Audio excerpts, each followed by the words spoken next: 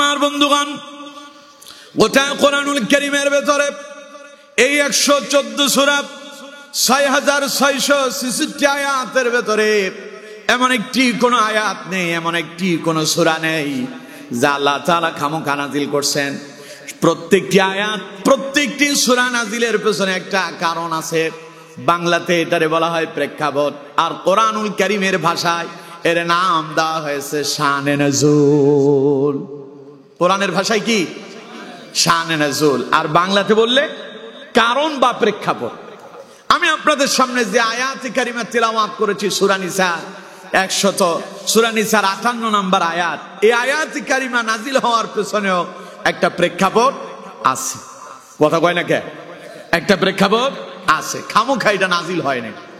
তাফসীর ইবনে কাসিরের ভেতরে এসেছে এই আয়াতটি নাজিল হয়েছিল নবী করিম সাল্লাল্লাহু আলাইহি ওয়াসাল্লামের একজন গুরুত্বপূর্ণ সাহাবী, নাম হচ্ছে হযরতে উসমান ইবনে তালহা রাদিয়াল্লাহু তাআলা আনহুর সঙ্গে একটি ঘটনাকে কেন্দ্র করে। ঘটনাটা ছিল এই, নবী করিম সাল্লাল্লাহু আলাইহি ওয়াসাল্লাম যখন মক্কায় ছিলেন, মদিনার হিজরতের পূর্ববর্তী সময় একদিন রাসূল করিম সাল্লাল্লাহু আলাইহি সাল্লাম কাবা ঘরে ঢোকার জন্য আসলেন। কাবা ঘরের চাবিটা ছিল হযরত উসমান ইবনে তালহা রাদিয়াল্লাহু তাআলার হাতে। সুবহানাল্লাহ কোন?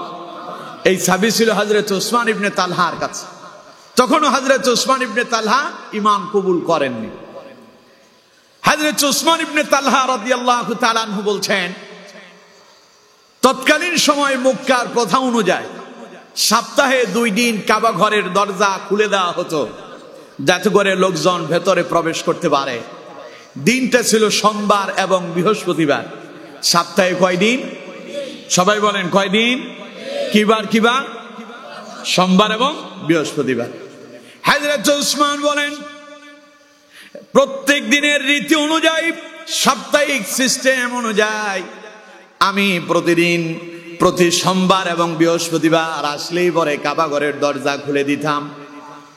একদিন হঠাৎ করে মুহাম্মদ সাল্লাল্লাহু আলাইহি সাল্লাম তার কয়েকজন সাহাবীকে সঙ্গে নিয়ে কাবার দরজার সামনে এলেন কাবার ভেতরে ঢোকার জন্য। আমি নবী করিম সাল্লাল্লাহু আলাইহি সাল্লামকে বাধা দিলাম। আমি মুহাম্মদ সাল্লাল্লাহু আলাইহি সাল্লামকে বাধা দিলাম। আমি বললাম, মুহাম্মদ আপনি কাবার ভেতরে ঢুকতে পারবেন না, ঢোকার আপনার পারমিশন নাই। নবী করিম সাল্লাল্লাহু আলাইহি সাল্লাম চুপ করে দাঁড়িয়ে আছেন। হযরত উসমান ইবনে তালহা বলেন, আমি রাসূলুল্লাহর কিছু বাজে কথা শোনায়া দিলাম, নবীজিকে আমি কিছু মন্দ কথা শোনায়া দিলাম। নবী করিম সাল্লাল্লাহু আলাইহি সাল্লাম কোনো জবাব দিলেন না। অত্যন্ত ধৈর্যের সঙ্গে নবী করিম সাল্লাল্লাহু আলাইহি সাল্লাম আমার সমস্ত কটু কথাগুলো শুনে নিলেন। এরপরে রাসূলুল্লাহ যখন কাবার দরজার দিকে এগোতে লাগলেন, এগোনোর পূর্বে বিশ্বনবী আমি উসমান ইবনে তালহাকে ডেকে বললেন, উসমান শুনে রাখো, আজ যে তুমি আমারে কাবার দরজা দিয়া কাবার ভেতরে ঢুকতে তুমি আমারে বাধা দিয়েছো, অপেক্ষায় থাকো।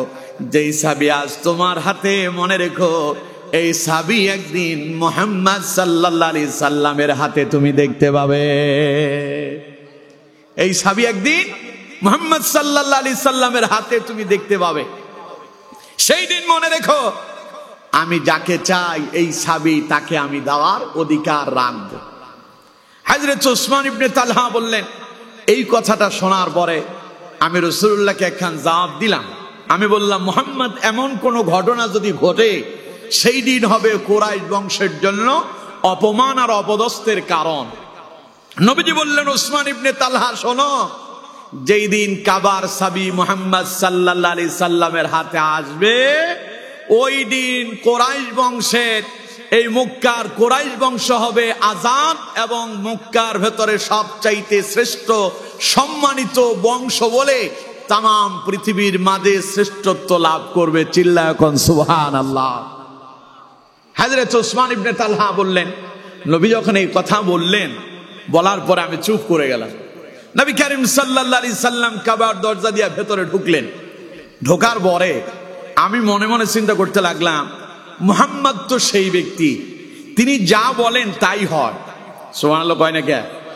মুহাম্মদ সাল্লাল্লাহু আলাইহি সাল্লাম যত ভবিষ্যৎবাণী করেছেন সবগুলো আজ পুঙ্খানু ভাবে আমরা দেখতে পাচ্ছি এগুলো আল্লাহ তাআলা ঘটিয়ে দিয়েছেন। ঠিক কিনা? জোরে বলেন ঠিক কিনা? এই যে ক্যালিফোর্নিয়াতে, আমেরিকার ক্যালিফোর্নিয়াতে যে আগুন লাগলো, এখনো আগুন নিয়ন্ত্রণ করা যায়নি। এই ব্যাপারেও নবী করিম সাল্লাল্লাহু আলাইহি সাল্লামের একটা ভবিষ্যৎবাণী ছিল। আল্লাহ নবী বলছেন, কিয়ামতের আলামত বর্ণনা করতে গিয়ে বিশ্বনবী মুহাম্মদুর রাসূলুল্লাহ সাল্লাল্লাহু আলাইহি সাল্লাম বলেন, কিয়ামত সংঘটিত হওয়ার পূর্বে তাম পৃথিবীতে অশ্লীলতা, বেহায়াপনা, নির্লজ্জতা ছড়িয়ে পড়বে। সন্তান তার মা বাবাকে সম্মান করবে না, বন্ধু বান্ধবের প্রতি আকৃষ্ট হয়ে যাবে, স্বামী তার স্ত্রীকে ভালোবেসে কাছে টেনে নেবে, মাকে দূরে ঠেলে দেবে, লোকজন জুয়ার প্রতি, মদ জুয়ার প্রতি আকৃষ্ট হয়ে পড়বে। সমাজের নেতা যারা হবে সবগুলো হবে অযোগ্য, অপদার্থ। রাষ্ট্র যারা পরিচালনা করবে ওদের কোনো যোগ্যতাই থাকবে না, অযোগ্য লোকেরা রাষ্ট্র পরিচালনা করবে। বিশ্বনবী বলেন, কিয়ামতের আগে এমন এক সময় আসবে প্রকাশ্যে মদ পান শুরু হয়ে যাবে। এমন সময় আসবে, কিয়ামতের আগে এমন এক সময় আসবে আলেমরা একজন আরেকজনকে গাল মন্দ করবে। এগুলো আছে না নাই? জোরে বলেন আছে না নাই? আল্লাহ নবী বলেন, অপেক্ষা করো, যখন তাম পৃথিবীর ভেতরে এই রকম অশ্লীলতার বেহায়াপনা ছড়িয়ে পড়বে, অপেক্ষা করো, রিহান হামরা, এমন এক বাতাস আসবে, ওই বাতাসের সঙ্গে আগুন লেগে যাবে। কথা কার? রাসূলুল্লাহর কথা কার? আল্লাহ নবী বলেছেন, কিয়ামতের আগে এমন এক সময় আসবে তাম পৃথিবীতে যখন অশ্লীলতা ছড়িয়ে পড়বে, এক বাতাস আসবে, বাতাসের সঙ্গে আগুন লেগে যাবে, যেটা আজ আমেরিকার বিশাল অঙ্গরাজ্য ক্যালিফোর্নিয়াতে দেখা দিয়েছে। হাজার হাজার বাড়িঘর পুরে ছাই হয়ে গেল, কয়েক লক্ষ মানুষ এখন তারা পথের পথিক হয়ে গেল। কে বানালেন? আরো জোরে বলেন কে? অথচ এই আমেরিকা আফগানিস্তানের উপরে বোমা নিক্ষেপ করেছিল, এই আমেরিকা ইরাকের উপরে বোমা নিক্ষেপ করেছিল, এই আমেরিকা মুসলমানদের উপরে নির্যাতন করেছিল। আজ যে ফিলিস্তিনের উপরে নির্যাতন নিপীড়ন করছে ইসরায়েল, তার সঙ্গ দিচ্ছে আমেরিকা। ফিলিস্তিনের মুসলমানদের ঘর বাড়িগুলো আকাশ থেকে বোমা নিক্ষেপ করে সব জ্বালিয়ে দেওয়া হলো, ধ্বংস করে দেওয়া হলো। আল্লাহ কয়, অপেক্ষা কর আমেরিকা, তোদের অনেক ক্ষমতা না, তোদের জন্য কোনো বোমার প্রয়োজন হবে না, তোদের জন্য আকাশ থেকে কোনো বোমা ফেলা লাগবে না। আমি আল্লাহ যদি চাই, আমি আল্লাহ, আল্লাহু আলা কুল্লি শাইইন কাদির, আমার এমন ক্ষমতা আছে, আমি চাইলে বাতাসের সঙ্গেও আগুন ধরিয়ে দিতে পারি। ঠিক কিনা? এই আমেরিকাকে শায়েস্তা করতে আল্লাহ তাআলা মুসলমান বাহিনী দিয়ে ইচ্ছে করলে বোমা নিক্ষেপ করাতে পারতেন, কিন্তু আল্লাহ তা করলেন না। তা না করে আল্লাহ বাতাসের সঙ্গে আগুন ধরায় দিল। যেই ক্যালিফোর্নিয়া অশ্লীলতা, বেহায়াপনার, এটাকে আপনার স্বর্গ বলা হয়, নির্লজ্জতার স্বর্গ বলা হয়, যেখানে এমন কোন অন্যায় অপরাধ নাই যা প্রকাশ্যে হয় না। এমন জায়গা যখন জেনা, ব্যভিচার, অশ্লীলতা শুরু হয়েছে, সেই জায়গায় এক মুহূর্তের ভেতরে যিনি আগুনের দাবানল ছড়িয়ে দিলেন, তিনি কে? চিল্লায় বলেন তিনি কে? অথচ এই ভবিষ্যৎবাণী করেছিলেন মুহাম্মদুর রাসূলুল্লাহ সাল্লাল্লাহু আলাইহি সাল্লাম। সুতরাং আমার বন্ধুগণ, নবীজি হযরত উসমান ইবনে তালহাকে বললেন, উসমান রে, অপেক্ষা করো, আজকে যে চাবি তোমার হাতে, এই চাবি একদিন মুহাম্মদ সাল্লাল্লাহু আলাইহি সাল্লামের হাতে তুমি দেখতে পাবে। আর সেই দিন মুহাম্মদ সাল্লাল্লাহু আলাইহি সাল্লাম তিনি যাকে চান তাকে চাবি দিয়ে দিতে পারেন। হযরত উসমান বলেন, তখন আমি মনে মনে চিন্তা করতেছি যে মুহাম্মদ সাল্লাল্লাহু আলাইহি সাল্লাম তো এমন ব্যক্তি, তিনি যা বলেন তাই ঘটে। রাসূলুল্লাহ ঢুকে গেলেন কাবার ভেতরে, উসমান ইবনে তালহা বাইরে দাঁড়িয়ে দাঁড়িয়ে চিন্তা করতেছে, এখন কি আমি মুসলমান হয়ে যাব নাকি? সুবহানাল্লাহ কই না কে? মনে মনে চিন্তা করতেছে, আমি কি মুসলমান হয়ে যাব? আমি কি রাসূলুল্লাহর প্রতি ঈমান আনয়ন করব নাকি? তার মানে এই সাবিতা একদিন রাসূলুল্লাহর হাতেই যাবে। হযরত উসমান ইসলামের প্রতি দুর্বল হয়ে গেল। হযরত উসমান বলছেন, ওই মুহূর্তে আমি ঈমান কবুল করতে পারলাম না। যদি আমার দৃঢ় ইচ্ছা ছিল ঈমান কবুল করব, কিন্তু আমার প্রতিবেশী আমার আপনজন কাছের লোকেরা সবাই আমাকে তিরস্কার করতে লাগলো, সবাই আমাকে নিয়ে মন্দ কথা বলতে লাগলো। ওই মুহূর্তে আমি ঈমান কবুল করা থেকে বিরত থাকলাম। পরক্ষণে আল্লাহ রাব্বুল আলামিন হযরত ওসমানকে ঈমানের জন্য, ইসলামের জন্য কবুল করলেন। মক্কা বিজয়ের পূর্ব মুহূর্তে, হুদায়বিয়ার সন্ধির পরবর্তী সময় আল্লাহ রাব্বুল আলামিন হযরত ওসমান ইবনে তালহাকে ইসলামের জন্য কবুল করলেন। আর তিনি কালেমা পড়ে মুসলমান হয়ে গেলেন। আর তিনি পড়ে নিলেন লা ইলাহা ইল্লাল্লাহু মুহাম্মাদুর রাসূলুল্লাহ। চিল্লায় পড়েন সাল্লাল্লাহু আলাইহি ওয়াসাল্লাম। তাহলে হযরত ওসমান ইবনে তালহা মক্কা বিজয়ের আগেই ঈমান কবুল করেছে। হযরত ওসমান ইবনে তালহা বলছেন, নবী করিম সাল্লাল্লাহু আলাইহি ওয়াসাল্লাম যখন মক্কা বিজয় করলেন, মক্কা বিজয় করার পরে বিশ্বনবী কাবার দরজার সামনে এসে হযরত ওসমানকে ডেকে বললেন, ওসমান, কাবার দরজার চাবিটা দাও। সুবহানাল্লাহ কোন, আরো জোরে কোন সুবহানাল্লাহ। হযরত ওসমান ইবনে তালহা রাসূলুল্লাহর হাতে কাবা ঘরের চাবি দিতে যাবেন, এমন সময় হযরত আব্বাস রাদিয়াল্লাহু তাআলা আনহু তিনি রাসূলুল্লাহকে বললেন, ইয়া রাসূলুল্লাহ সাল্লাল্লাহু আলাইহি সাল্লাম, এই চাবিটা আপনি আমার হাতে দেন। কারণ কুরাইশের লোকেরা, কুরাইশ বংশের লোকেরা হাজীদেরকে জমজম কূপের পানি পান করানোর দায়িত্ব পালন করতেছে। এই চাবিটাও যদি আমাদের কাছেই থাকে, তাহলে কুরাইশের লোকেরা এমন সম্মানে আদিষ্ট হবে যে কাবা ঘরের হাজীদের পানি পান করানো এবং কাবা ঘর রক্ষণাবেক্ষণের দায়িত্ব কুরাইশের লোকদের হাতে থাকবে। চাবিটা হুজুর আপনি আমাকে দেন। এই কথা শোনার সঙ্গে সঙ্গে হযরত ওসমান ইবনে তালহা রাসূলুল্লাহর সামনে থেকে চাবিটা আবার টান মেরে হাত গোটায় নিলেন। নবীজি বললেন, ওসমান ইবনে তালহা, চাবি দাও। হযরত ওসমান ইবনে তালহা তিনি আবারও চাবি দিতে গেলেন। হযরত আব্বাস বললেন, ইয়া রাসূলুল্লাহ, চাবিটা আপনি আমারে দেন। আমার বন্ধুগণ, তখন আবার হযরত ওসমান ইবনে তালহা হাত গুটায় নিলেন। নবীজি এবার তৃতীয়বার বললেন, ওসমান, চাবি আমার হাতে দাও। হযরত ওসমান বললেন, ইয়া রাসূলুল্লাহ সাল্লাল্লাহু আলাইহি সাল্লাম, চাবি আপনার হাতে আমি দিচ্ছি, তবে আল্লাহ রাব্বুল আলামিনের আমানতের মাধ্যমে আপনাকে চাবিটা দিলাম। জোরে পড়েন আল্লাহু আকবার। কিসের মাধ্যমে দিলাম? আল্লাহর আমানতের মধ্য দিয়ে। হযরত ওসমান ইবনে তালহা চাবি রাসূলুল্লাহর হাতে দিলেন। নবীজি কাবা ঘরের দরজার তালাটা খুললেন, ভেতরে ঢুকলেন। তখন কাবা ঘরের ভেতরে মূর্তি আছে কতটা? সবাই বলেন কতটা? 360টা মূর্তি। নবী করিম সাল্লাল্লাহু আলাইহি সাল্লাম ভেতরে ঢুকলেন, সব মূর্তিগুলোরে ভেঙে চূর্ণ বিচ্ছিন্ন করে দিলেন। এরপরে সেই মূর্তি যেই সব জায়গায় রাখা ছিল সেগুলোতে পানি ঢেলে দিলেন।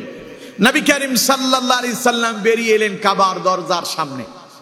কাবার দরজায় দাঁড়িয়ে এবার রাসূলুল্লাহ বক্তব্য দিতে লাগলেন। প্রথমে আল্লাহর প্রশংসা করলেন, অতঃপর নবী করিম সাল্লাল্লাহু আলাইহি সাল্লাম বলতে লাগলেন, লা ইলাহা ইল্লাল্লাহু ওয়াহদাহু লা শারীকা লা, তিনি আল্লাহ, যিনি ছাড়া আর কোনো ইলাহ নাই, তার কোনো অংশীদার নাই, তিনি একক, অদ্বিতীয়, আর কোনো ইলাহ হতে পারে। এরপরে নবীজি বললেন, ওয়াদাল্লাহি হাক্কা, আজ আল্লাহ রাব্বুল আলামিন তিনি তার ওয়াদাকে সত্য করেছেন। তিনি আমার সঙ্গে ওয়াদা করেছিলেন, মুহাম্মদ, আপনি যে আজ মক্কা ছেড়ে হিজরত করে মদিনায় যাচ্ছেন, মদিনায় আপনাকে থাকা লাগবে না। রাসূলুল্লাহ যখন মক্কা ছেড়ে হিজরত করে মদিনায় যাচ্ছিলেন, বারংবার নিজের মাতৃভূমির জন্য রাসূলুল্লাহ বারংবার কেঁদেছিলেন। কাবার দরজা ধরে নবীজি সারা রাত, রাত্রিবেলা যেই রাতে রাসূলুল্লাহ হিজরত করবেন, কাবার দরজা ধরে নবীজি আল্লাহর দরবারে কেঁদেছেন আর চোখের পানি ফেলেছেন। কাবাকে ধরে নবীজি বলেছিলেন, ওরে কাবা, তোর সাথে আমার কত সম্পর্ক, তোরে আমি কত ভালোবাসি, আমি কত মোহাব্বত করি। আজ কাফেরদের যন্ত্রণার কারণে, নির্যাতনের কারণে আজ তোকে ছেড়ে আমার চলে যেতে হচ্ছে। আল্লাহ যদি চান আবারও তোর সাথে আমার সাক্ষাৎ হয়ে যাবে। আমার বন্ধুগণ, নবী করিম সাল্লাল্লাহু আলাইহি ওয়াসাল্লাম বিশ্বনবী ওই কাবার ব্যাপারে তিনি ভবিষ্যৎবাণী করেছিলেন, আল্লাহ তারে শোনায় দিলেন, নবী এই কাবা আমি আবার আপনাকে ফিরা দেব, মক্কা নগরী আবার আপনার হাতে উঠায়া দেব, মক্কা আপনার কাছে বিজয় করে আপনারে আমি আল্লাহ ফিরায়া দেব। বিশ্বনবী বললেন, আল্লাহ রাব্বুল আলামিন তিনি আজ তার ওয়াদাকে সত্য বলে রূপান্তরিত করলেন, তার বান্দাকে তিনি সাহায্য করেছেন। আজকের এই মক্কা বিজয়ের একচ্ছত্র কৃতিত্বের একচ্ছত্র মালিক যিনি, তার নাম হলো আল্লাহ। তার নাম কি? সবাই বলেন কি? নবীজি বললেন, আজ যে কাবাতে আমি যে মক্কা যে বিজয় করলাম, কাবাতে ফিরে আসলাম, এটা আমার একক কৃতিত্ব নয়, বরং এর পেছনে যা সবচাইতে বেশি সাহায্য ছিল তিনি কে? আরো জোরে বলেন কে? এই যে 24-এর 5 আগস্টের যে বিপ্লব হলো, যে বিজয় আসলো, কেউ বলে এটা ছাত্র জনতা বিজয় আনছে, আবার কোন দল বলে আমরা আনছি, বলেন এমন কথা। আবার কেউ কেউ বলতেছে আমরা না থাকলে তোমরা কি এই বিজয় পেতে? অথচ আল্লাহ কয়, আমি আল্লাহর সাহায্যের মাধ্যমেই বিজয় এসেছে। ঠিক কিনা? জোরে বলেন ঠিক কিনা? বিগত 16 বছর ধরে সব দলই চেষ্টা করছে, কিন্তু কেউ সফল হইতে পারে নাই। আল্লাহ তাআলা ছাত্র জনতার মধ্য দিয়ে এই দেশকে জালেম মুক্ত করলেন। এর মানে এই নয় যে ছাত্রদের অনেক ক্ষমতা ছিল, অনেক পাওয়ার ছিল, না। ছাত্রদের কাছে কি অস্ত্র ছিল? কথা কয় না কেন? অস্ত্র ছিল? ছাত্রদের কাছে কিছুই নাই, নিরস্ত্র নিরীহ এই ছাত্র জনতা যখন রাস্তায় নামলো, আল্লাহর সাহায্যেই বিজয় আসলো। ঠিক কিনা? জোরে বলতে হবে ঠিক কিনা? আল্লাহ তাআলা বলেন, এই বিজয় যিনি দিয়েছেন তিনি কে? অথচ আমরা তা স্বীকার করতে রাজি না। অথচ আমার বন্ধুগণ, আল্লাহ রাব্বুল আলামিন বলছেন, আমার বান্দারা তাকায় দেখো, 16 বছর পর্যন্ত কোরআনের ময়দানে হক কথা বলতে পারো নাই। হক কথা বলতে গেলেই বাধা দিয়েছিল জালেমেরা। মসজিদের মিম্বার থেকে হক কথা বলা যায় নাই, জালেমেরা বাধা দিয়েছিল। আলেমদেরকে ধরে ধরে জেলখানায় বন্দী করেছিল, নিরপরাধ মানুষদের উপরে গুলি করে হাজার হাজার আলেমদেরকে শাপলা চত্বরে রাতের আধারে হত্যা করা হয়েছিল। আল্লাহ তাআলা বলেন, এই সব কিছুর বিনিময় মুসলমানদের পক্ষ নিয়ে আমি আল্লাহ তোমাদেরকে 5 আগস্টের বিজয় আমি আল্লাহ দান করেছি। অথচ ওই জালেমেরা একদিন আগেও পরিকল্পনা করেছিল যে যে করেই হোক ছাত্র জনতার বুকে গুলি চালিয়ে হলেও তারা আবার রাজপথ দখল করবে। ঠিক কিনা? শুধু দখল করার জন্য কয়েক হাজার পুলিশ বাহিনীকে লেলিয়ে দেওয়া হয়েছিল, সেনাবাহিনীকে পর্যন্ত নিয়ে আসা হয়েছিল, বিজিবি, র্যাব এবং পার্শ্ববর্তী রাষ্ট্র ভারত থেকে রয়ের গোয়েন্দা সংস্থার লোকদেরকে নিয়ে আসা হয়েছিল এই দেশের ছাত্র জনতার বুকে গুলি চালানোর জন্য। ঠিক কিনা? কিন্তু আমার বন্ধুগণ, ওদের কাছে গুলি ছিল, ওদের কাছে অস্ত্র ছিল, ওদের কাছে ক্ষমতা ছিল, পাওয়ার ছিল, কিন্তু ওদের সঙ্গে আল্লাহ ছিল না। ঠিক কিনা? জোরে বলেন ঠিক কিনা? আল্লাহ ছিল জনতার পক্ষে, আল্লাহ ছিলেন আলেমদের পক্ষে, আল্লাহ ছিলেন ইসলামের পক্ষে। আল্লাহ বলেন, ওয়া মাকারু ওয়া মাকারাল্লাহ ওয়াল্লাহু খায়রুল মাকিরিন। জালেমেরা ষড়যন্ত্র চক্রান্ত করেছিল, আমি আল্লাহ কৌশল করে জালেমদেরকে পরাজিত করে এই বাংলাদেশকে জনতার পক্ষে বিজয় এনে দিয়েছে। ঠিক কিনা? আমার বন্ধুগণ, মুহাম্মদ সাল্লাল্লাহু আলাইহি সাল্লাম কাবার দরজার সামনে দাঁড়িয়ে বক্তব্য দিতে গিয়ে বললেন, আজকের এই বিজয় মুহাম্মদের একা নয়, সাহাবাই কেরাম ছিলেন তখন 10,000। নবীজি বলেছেন, আজ বিশাল বাহিনীর একক বিজয় নয়, এই বিজয়ের পেছনে একমাত্র যার সাহায্য ছিল তিনি কে? চিল্লায় বলেন কে? আল্লাহ নবী বক্তব্য শেষ করলেন। নবীজি বক্তব্য শেষ করে শুধুমাত্র বসতে গেলেন। এই মাত্র যখন বসে পড়বেন, এমন সময় হযরত আলী এসে বললেন, ইয়া রাসূলুল্লাহ সাল্লাল্লাহু আলাইহি সাল্লাম, কাবা ঘরের চাবি তো আপনার হাতে, হুজুর ওই চাবিটা আপনি আমারে দিয়ে দেন, কারণ কুরাইশের লোকেরা হাজীদেরকে পানীয় পান করানোর সৌভাগ্য অর্জন করবে। এই চাবি যদি আমাদের কাছে থাকে তাহলে কুরাইশের লোকেরা কাবা ঘর রক্ষণাবেক্ষণের দায়িত্ব পালন করবে। নবীজি কোনো কথা বললেন না, বসে গেলেন। আমার বন্ধুগণ, বিশ্বনবী এবার কাবার ভেতর থেকে মাকাম ইব্রাহিমকে বের করলেন। মাকাম ইব্রাহিম ওই পাথরখানা রাসূলুল্লাহ কাবার দেয়ালের সঙ্গে ফিট করলেন। কাবার দেয়ালের সঙ্গে ওই পাথর ফিট করে নবীজি বললেন, এটাই আমাদের কিবলা। এই কথা বলে বিশ্বনবী এবার তাওয়াফ শুরু করলেন। 2 বার তাওয়াফ করলেন।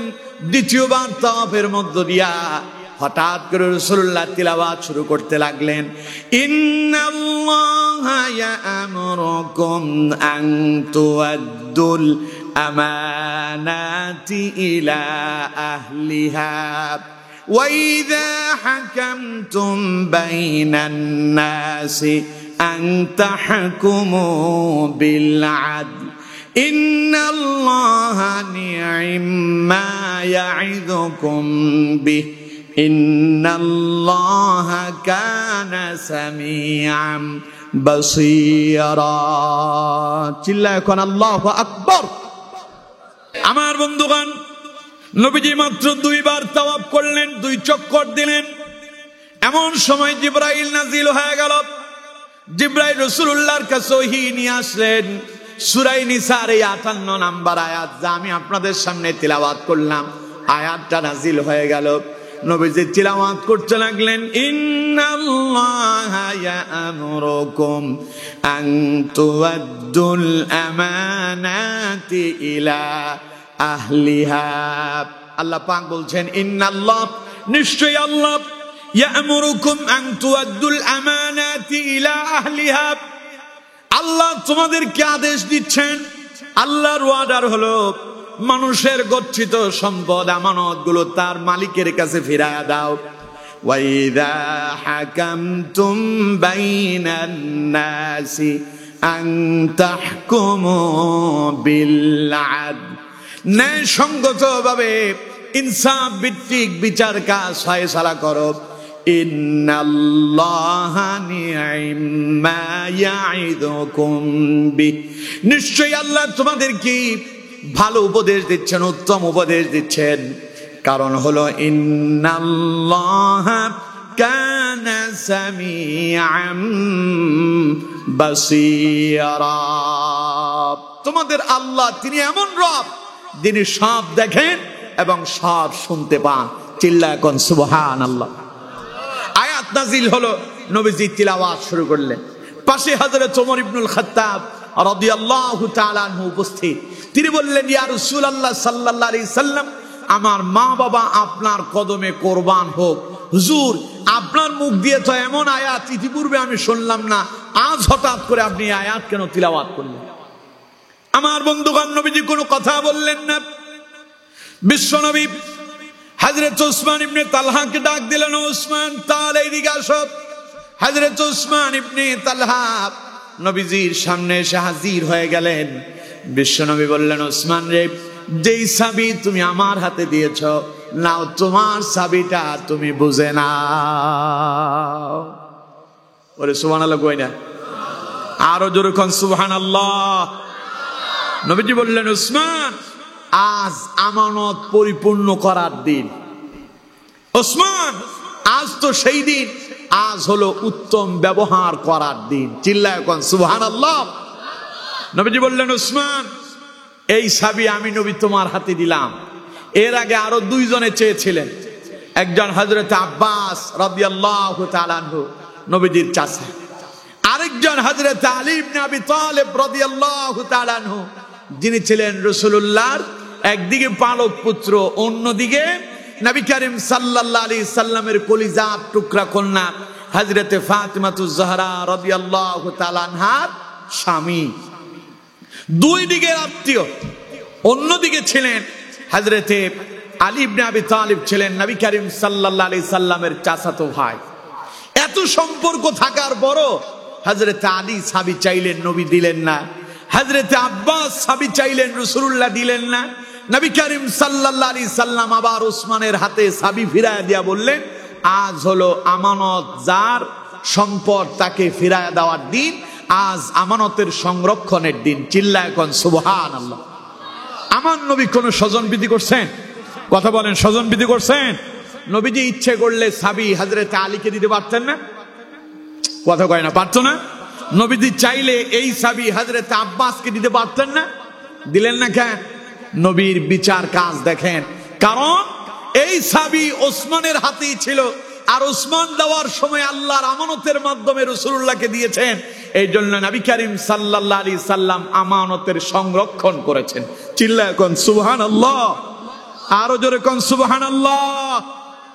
আর আমার দেশের দিকে তাকান, স্বজন প্রীতির কোনো শেষ নাই।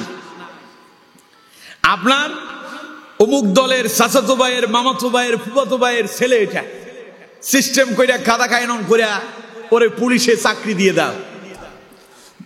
বিগত 16 বছরে এই স্বৈরাচার সরকার যাদেরকে পুলিশ বাহিনীতে চাকরি দিয়েছিল, প্রত্যেককে চাকরি দেওয়ার আগে তার ডিটেলস খবর নিয়েছে, ওর বাপ দাদা 14 গোষ্ঠী আওয়ামী লীগ করে নাকি।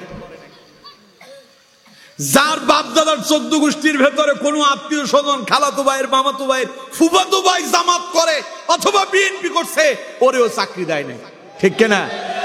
এই জন্য ছাত্র জনতা 5 আগস্টের পূর্বে জুলাই মাসে তারা আন্দোলন শুরু করেছিল, বৈষম্য মানি না, যোগ্যতা অনুযায়ী চাকরি দিতে হবে। এই আন্দোলন নিয়ে ছাত্র জনতা যখন রাস্তায় নেমেছিল, ওনার তখন মাথা খারাপ হয়েছিল। উনি ছাত্র জনতাকে ডেকে বলে, আমার কি মাথা খারাপ হয়েছে? আমি কি রাজাকারের নাতিপুতিদেরকে চাকরি দেব? আমি তো রাজাকারের নাতিপুতিদেরকে চাকরি দেব না, আমি চাকরি দেব যারা রাষ্ট্রের জন্য, দেশ জয় করার জন্য যারা মুক্তিযুদ্ধ করেছে তাদেরকে দেব। ঠিক কিনা? ছেলেবেলেরা এবার স্লোগান তুলছে, চেয়েছিলাম অধিকার হয়ে গেলাম। কথা কয় না, চেয়েছিলাম অধিকার হয়ে গেলাম। এই রাজাকারের স্লোগান দিয়ে আমাদের কোরআনের পাখি আল্লামা সাঈদীকে তারা জেলখানায় বন্দী করেছিল। এই রাজাকারের নাটক সাজিয়ে মাওলানা মতিউর রহমান নিজামীকে ফাঁসির কাস্তে ঝোলানো হয়েছিল। এই রাজাকারের নাটক সাজিয়ে আলী আহসান মোহাম্মদ মুজাহিদকে শহীদ করা হয়েছিল। এই রাজাকারের নাটক সাজিয়ে কাদের মোল্লাকে হত্যা করা হয়েছিল। এই রাজাকারের নাটক সাজিয়ে মীর কাসেম আলীকে হত্যা করা হয়েছিল। এই রাজাকারের নাটক সাজিয়ে সালাউদ্দিন কাদের চৌধুরীকে হত্যা করা হয়েছিল। এই রাজাকারের নাটক সাজিয়ে আল্লামা সাঈদীকে তারা হত্যা করেছিল। ঠিক কিনা? কিন্তু আমার বন্ধুগণ, যেই রাজাকারের স্লোগান তারা তুলল, ওই স্লোগানের মধ্য দিয়েই তাদের পতন হলো। কথা কয় না? ঠিক কিনা? আল্লামা সাঈদী কি রাজাকার ছিলেন? সবাই চিল্লায় বলতে হবে, আল্লামা সাঈদী রাজাকার ছিলেন? আল্লামা সাঈদী তার কলিজার টুকরা সন্তান রফিক বিন সাঈদীর জানাজায় দাঁড়িয়ে বলেছিলেন, ও আল্লাহ, তোমার ইজ্জতের কসম, তোমার সম্মানের কসম, 1971 সালের এক ফোঁটা বালি বা কাদা আমি সাঈদীর গায়ে লাগে নাই, লাগে নাই, লাগে নাই। ঠিক কিনা? তার মানে বাপ আল্লাহর কসম করে সন্তানের কপিন সামনে রেখে আল্লাহর নামে কসম করে বলতেছে, আল্লাহ আমি অপরাধ করি নাই। কিন্তু জালেমরা তারে রাজাকার বানালো। সাঈদীরে চেনেন? সাঈদীকে চেনেন? আল্লামা সাঈদী সেই ব্যক্তি যিনি জীবনের 50 বছর আল্লাহর কোরআনের দাওয়াত দিয়েছিলেন। পৃথিবীর 55টি দেশে আল্লাহর কোরআনের দাওয়াত পৌঁছায় দিলেন। যার আলোচনা শুনে হাজারের অধিক অমুসলিম কালেমা পড়ে মুসলমান হয়েছে। বেঈমান আল্লাহওয়ালাতে পরিণত হয়েছিল, বেনামাজি নামাজিওয়ালা হয়েছিল, সুদখোর সুদ ছেড়ে দিয়েছিল, সন্ত্রাস ভালো মানুষে রূপান্তরিত হয়েছিল। ওই কোরআনের পাখিকে তারা রাজাকার বানায়া 13টা বছর জেলখানায় বন্দী করে মিথ্যা কথা বলে অপচিকিৎসা দিয়ে হত্যা করেছিল। ঠিক কিনা?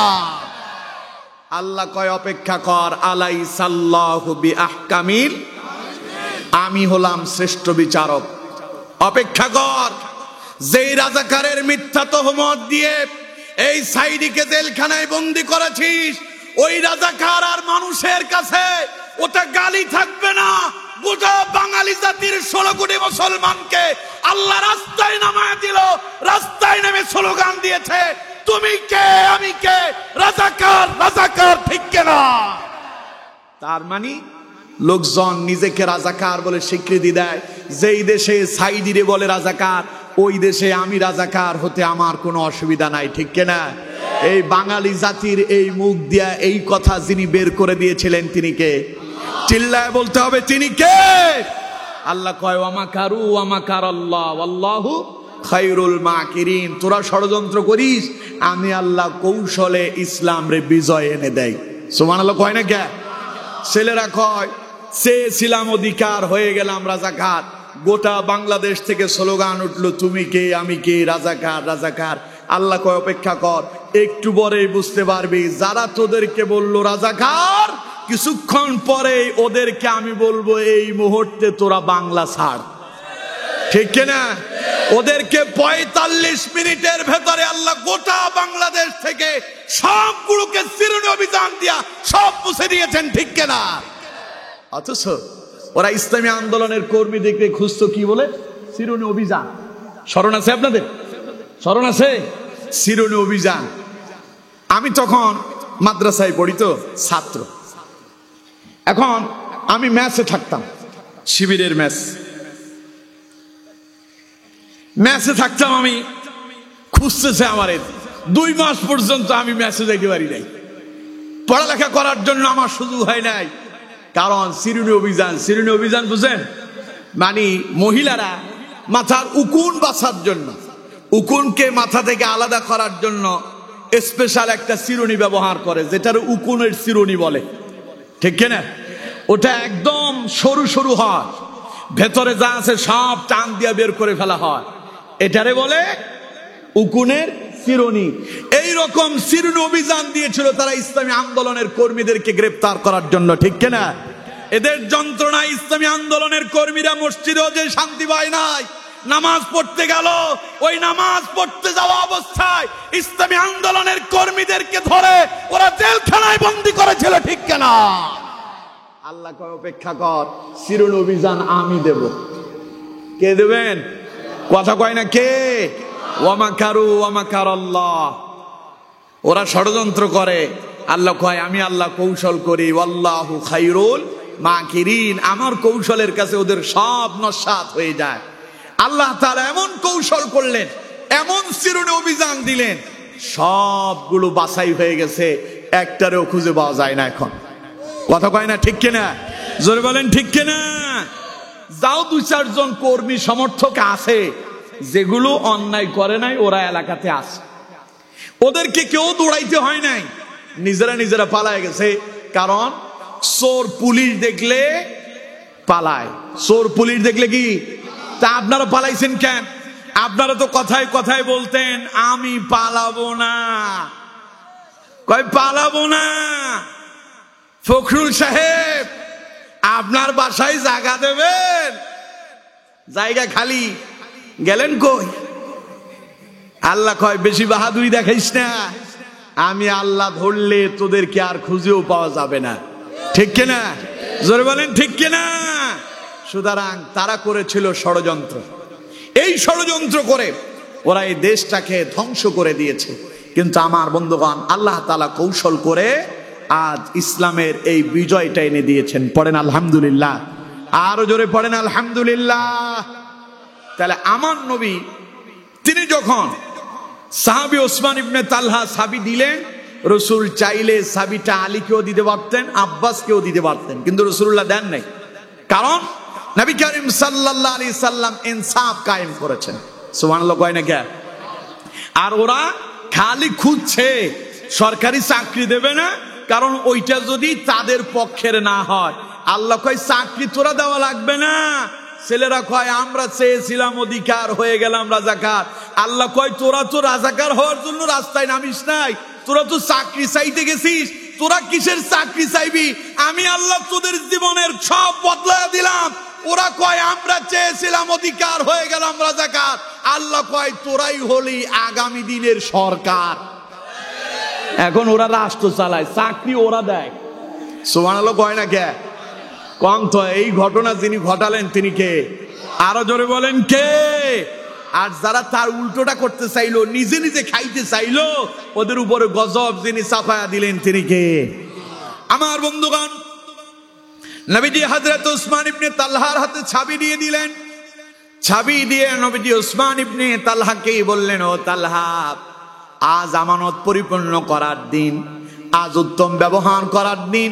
ওসমান রে, এই চাবি আমি তোমার হাতে তুলে দিলাম, আজ থেকে কিয়ামত পর্যন্ত এই চাবি তোমার বংশধরদের কাছেই থাকবে। এই চাবি যদি কেউ তোমাদের থেকে নেয় তাহলে বুঝতে হবে সে হবে জালেম। সুবহানাল্লাহ কয় না কে? আমার বন্ধুগণ, নবী করিম সাল্লাল্লাহু আলাইহি সাল্লাম এই আয়াত নাযিল হলো, রাসূলুল্লাহ এই আয়াতের একেবারে পুঙ্খানুপুঙ্খানু আল্লাহ যা বললেন তাই করে ওসমানের সঙ্গে রাসূলুল্লাহ এই ঘটনাটা সংঘটিত করলেন। সেই কথার প্রেক্ষিতেই আল্লাহ তাআলা এই আয়াতে কারিমা নাযিল করেছেন। সুবহানাল্লাহ কয় না কে? তাহলে এতক্ষণ যা শুনছেন তা ছিল শানে নজুল। আমার বন্ধুগণ, হযরত ওসমান ইবনে তালহা রাদিয়াল্লাহু তাআলা আনহুকে রাসূলুল্লাহ চাবি দিলেন, দিয়ে কি বললেন? আজ হলো আমানত পরিপূর্ণ করার দিন, উত্তম ব্যবহার করার দিন। এবার আল্লাহর এই আয়াতের দিকে লক্ষ্য করেন। এই আয়াত নাযিল করে আল্লাহ তাআলা হযরত ওসমান ইবনে তালহার চাবিটা রাসূলুল্লাহর মাধ্যমে আবার ওসমানের হাতে তুলে দিলেন। এই আয়াতে আল্লাহ তাআলা এমন কি মেসেজ দিলেন, যেই মেসেজের কারণে রাসূলুল্লাহ চাবি ফিরাইয়া দিলেন? আমার বন্ধুগণ, এই আয়াতের ভেতরে আল্লাহ তাআলা বান্দাকে দুইটা বিষয়ের নির্দেশ প্রদান করেছেন। কয়টা? সবাই বলেন কয়টা? আল্লাহ রাব্বুল আলামিন দুইটা বিষয়ের নির্দেশ দিলেন। এক, মানুষের গচ্ছিত সম্পদ আমানতটা তার মালিকরে ফিরায়া দাও। দুই নাম্বার, ওয়াইদা হাকামতুম বাইনান নাসি আন তাহকুমু বিল আদল, ন্যায়সঙ্গতভাবে বিচার কাজ ফয়সালা করো। কয়টা হলো? আরো জোরে বলেন। এখন আমানত কারে বলে বুঝেন আপনারা? কথা কয় না। আমানত বুঝেন? আমানত মানে হলো বিশ্বাস করা। আমানত শব্দের অর্থ হলো ভরসা করা, আস্থা রাখা। মনে করেন, একদম সহজ ভাষায় বলি, ওনারা তো আমার থেকে একটু দূরে, কাছে কি আছে? এটা নেন, এটা আমি ওনার কাছে দিলাম, এই মোবাইলটা, এটা এখন ওনার কাছে আমানত। এটা এখন ওনার কাছে কি? আমি বিশ্বাস করে ওনাকে দিলাম, আমি চাইলে উনি এটা আবার আমার ফেরত দেবেন। দেন, ফেরত দেন। আমি রাখলাম ওনার কাছে, উনি যখন এটা নিজের কাছে রাখলেন, উনি আমানতের সংরক্ষণ করলেন, আমি চাইলাম আমারে আবার ফিরাইয়া দিলেন। তার মানে আমানত যথাযথভাবেই সংরক্ষণ করেছে। আমি ওনাকে দিলাম, চাইলাম ভাই আমার মোবাইল ফিরাইয়া দেন, উনি দিল না, তার মানে উনি আমানতের খেয়ানত করলেন। কথা বুঝতে পারছেন? কথা কয় না, বুঝতে পারছেন? আমানতের ইসলামী শরীয়তের পরিভাষায় আমানত কাকে বলে? ইসলামী শরীয়তের পরিভাষায় আমানত বলা হয় কোন ব্যক্তিকে বিশ্বাস করে তার কাছে আপনার নিজের গুরুত্বপূর্ণ কোন বিষয় গচ্ছিত রাখা। যাকে বিশ্বাস করে রেখেছেন, যার কাছে দিয়েছেন, তাকে বলে আমানতদার।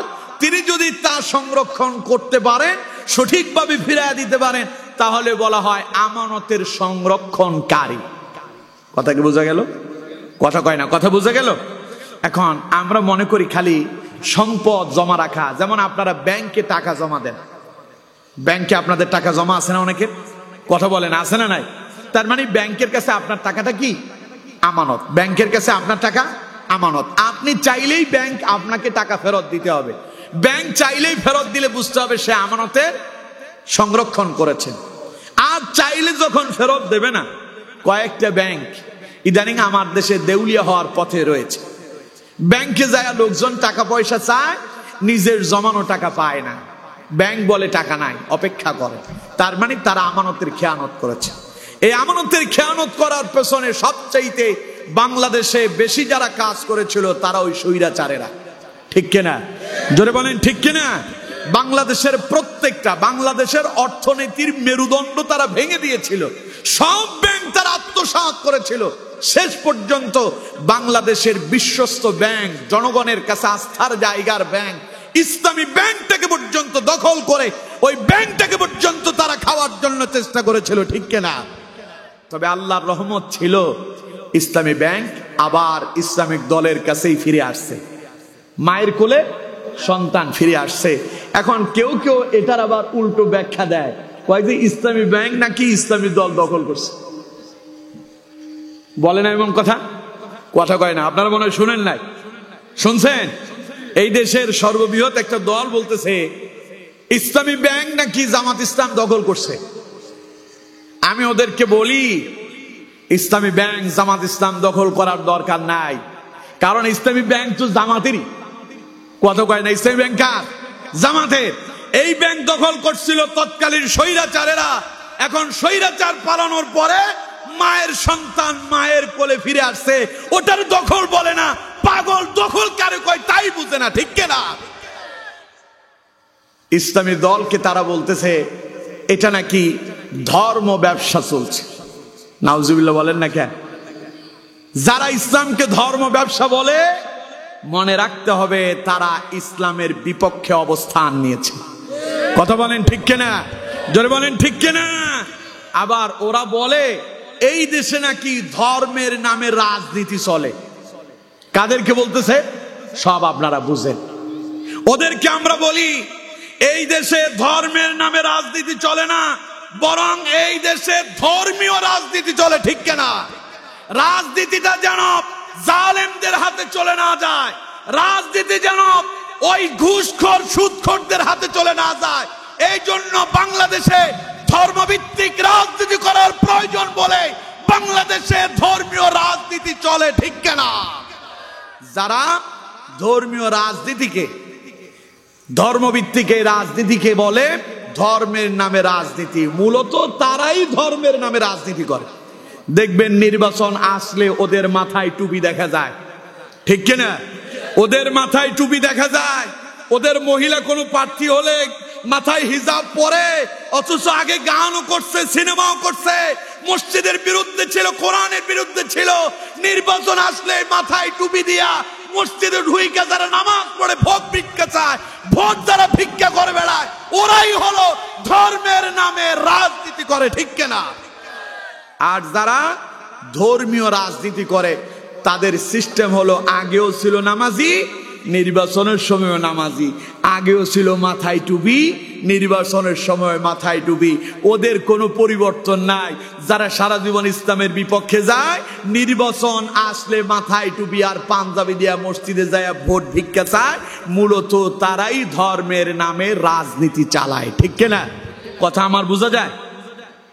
আর যারা ধর্মীয় রাজনীতিকে ধর্ম ব্যবসা বলেন, তাদেরকে বলতে চাই আপনাদের মনে হয় কিছুটা ভাটা পড়ছে, তো তাই মাথা এখন শীতকালে একটু এলোমেলো হয়ে যাচ্ছে।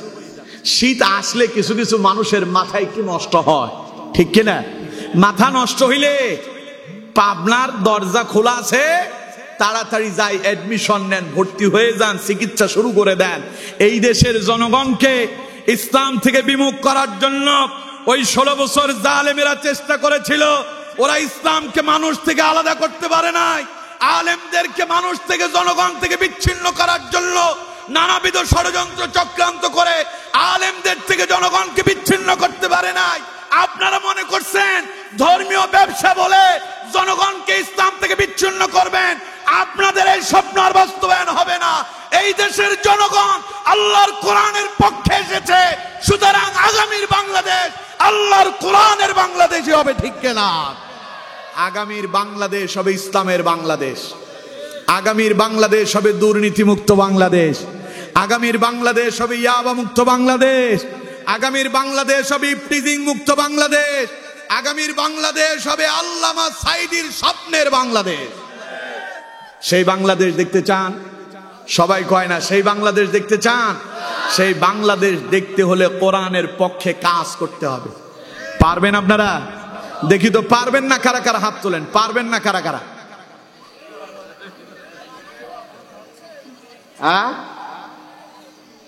তার মানে জোশে হুশ হারায় ফেলছে। না না না, জোশও থাকতে হবে, হুশও থাকতে হবে। আগামীর বাংলাদেশ কোরআন দিয়ে সাজাবেন, এই মতের পক্ষে কারা কারা রাজি আছেন? দুই হাত তুলে আল্লাহরে দেখান। লিল্লাহি তাকবীর, নারে তাকবীর, নারে তাকবীর। আল্লাহ আমাদের হাতগুলো কবুল করেন, পড়েন আমিন। আরো জোরে পড়েন আমিন। তাহলে আজ ব্যাংকগুলো যে দেউলিয়া হলো, এর পেছনে যারা ইন্ধন দিয়েছিল, দেশের ব্যাংকে আপনাদের আমানতকে যারা আত্মসাৎ করেছিল, আজ তারা অনেকেই পালিয়েছে। যিনি সবচাইতে বেশি আত্মসাৎ করছিল তারে আগে দরবেশ বাবা বলতো। দরবেশ বাবা আপনাদের ব্যাংকে রাখা আমানতের টাকা চুরি করে পাচার করেছিল, শেষ বেলায় পালানোর জন্য মুখের সব দাড়ি ক্লিন শেভ মেরে দিয়েছে। নাউজুবিল্লাহ বলেন। খালি যে ক্লিন শেভ হয়েছে তাই নাকি? এরপরে আপনাদের এইদিকে নদীতে যারা মাছ ধরে তাদেরকে কি বলে? জেলে বলে। শেষ পর্যন্ত বাঁচার জন্য জেলে সাইজা ওই যে জেলেদের নৌকায় উঠছে, উনি তো জানে না নৌকা যে বহু আগে ছিদ্র হয়েছে, ঠিক কিনা? সেই নৌকা দিয়ে আর বেশি দূর যাওয়া যায় নাই। দরবেশ বাবাও এখন জায়গা মতো আটকা পড়ছে। সুতরাং তাদেরকে আটকানোর পেছনে মূল কারণ আপনাদের আমানতকে তারা খেয়ানত করেছে, ঠিক কিনা? কথা বলেন ঠিক কিনা? তাহলে রাষ্ট্রের কাছে আপনারা ব্যাংকে যেই টাকা রেখেছেন এটা ব্যাংকের কাছে আপনাদের আমানত। এরপরে আসেন, আমানতের ব্যাপক অর্থ আছে।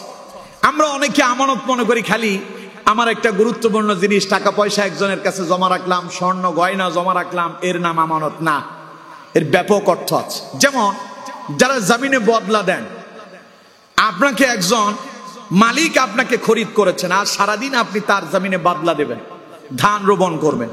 আপনাদের এদিকে তো ধান রোপণ হয়, ধান রোপণ করেন, এরপরে আপনারা আবার লবণের চাষ করেন। কুতুবদিয়াতে লবণ চাষ তো ভালো হয় না, লবণ চাষ হয়। এখন একজন আপনাকে খরিদ করলো তার জমিনে লবণ চাষের জন্য, এটা আপনার উপরে দায়িত্ব। তিনি আপনার সারাদিনের জন্য কিনে নিয়েছেন, তার মানে এখন আপনি তার কর্মচারী হয়েছেন, এই কাজ করাটা এখন আপনার উপরে আমানত। কিন্তু দেখা যায় মালিক যতক্ষণ থাকে ততক্ষণ কাজ চলে, মালিক যখন একটু দূরে সরে যায়, 2-4 জন মিলে কাজ করে তো সবাই মিলে গল্পই লেগে যায়, আছে না নাই? আরো জোরে বলেন, আছে না নাই? কাজে ফাঁকি দেয়। আসলে কাজে ফাঁকি দিচ্ছে না, বরং আমানতের খেয়ানত করতেছে। কথা বুঝতেছেন? যিনি চাকরি করেন, তার চাকরি জীবনের যে অফিসেই তিনি দায়িত্ব পালন করেন কিনা, প্রত্যেকটা দায়িত্বই তার উপরে মালিকের পক্ষ থেকে আমানত। তাকে তার প্রত্যেকটা কাজ সঠিকভাবে আদায় করতে হবে, এটাই আমানত। যদি তিনি সঠিকভাবে না করেন তাহলে তিনি আমানতের খেয়ানত করলেন।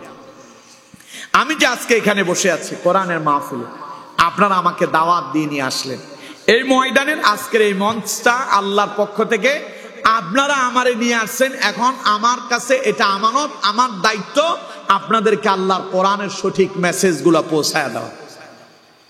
কারণ এই দায়িত্ব আপনারা আমাকে দিয়েছেন, আল্লাহ আমারে কবুল করে এই চেয়ারে বসাইছে। আমার মতো এরকম হাজারো ইমামউদ্দিন মাসুম রাস্তায় ঘুরে বেড়ায়, আমার মতো হাজারো ইমামউদ্দিন মাসুম আমার সঙ্গে পড়ালেখা করছে, কিন্তু আল্লাহ তো সবাইকে কবুল করে নাই।